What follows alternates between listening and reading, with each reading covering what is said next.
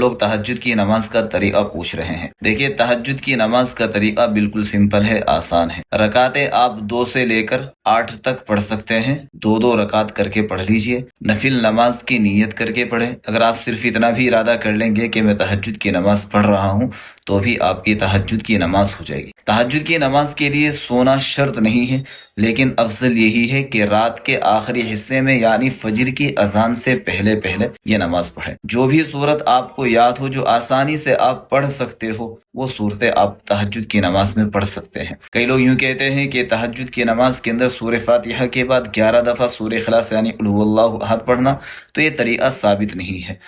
आप एक मरतबा कुल हुवल्लाहु अहद पढ़े, एक मरतबा कुल औज़ु बिरब्बिल फलक पढ़े, अलग अलग रकात में अलग अलग सूरत।